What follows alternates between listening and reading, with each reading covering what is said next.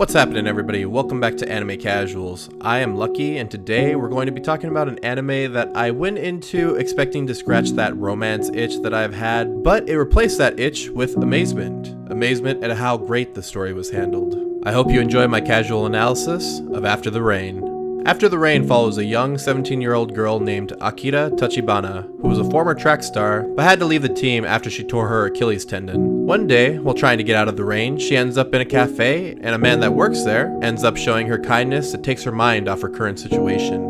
This man ends up being Masami Kondo, the manager of the cafe, who Akira ends up falling in love with, and she decides to work there to get closer to him. Now you might be thinking what I was thinking, another middle-aged man hooking up with a high school character anime, but I would ask that you suspend that judgment. Also, I was looking up other videos about this anime on YouTube just for inspiration and found a great one by a YouTuber named Grex, so I will leave a link to his video in the description box down below if you want to check him out. He does a lot of great in-depth videos, and you'll definitely like him, especially if you like something that's a little less casual. Anyways, the anime really took me off guard because it started to become more about the regrets that we have in life and the courage that we must have to take on the challenges that stand in the way of the things we want to accomplish, and the romance kind of takes a back seat. This really hit me in the gut because it reminded me a lot of the things that I gave up on, but also reminded me that there are things that are important to me, like this YouTube channel and all the projects that I'm working on. You see, it turns out that Tachibana's torn tendon is somewhat healed towards the end of the series, and the main thing that is holding her back is whether or not she has the drive to do it. Now, let's look at Kondo, the manager, and we'll see a similar story of how he once had aspirations to be an author, which he gave up on. Both characters have a similar tale of lost hope, who are trying to find something else to fill that void. In Tachibana's case, it is her love for the boss and working, and for Kondo, it's being a manager.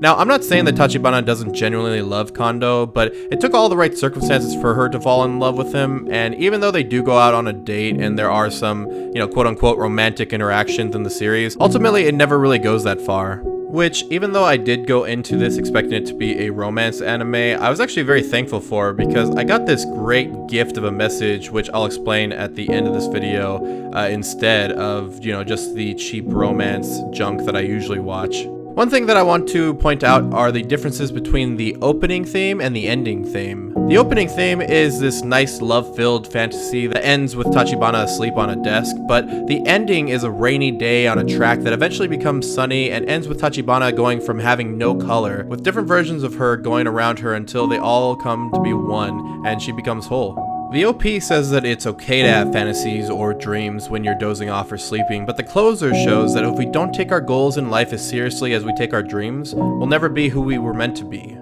Now, you might have heard that sentence and are thinking, but what's the difference between a goal and a dream, especially since they're usually used interchangeably and are seen as synonymous? Well, in my opinion, a goal is something that you want to achieve in life that will lead you to eventually set a plan in place to accomplish, and a dream is something that simply sits in your head as you escape reality.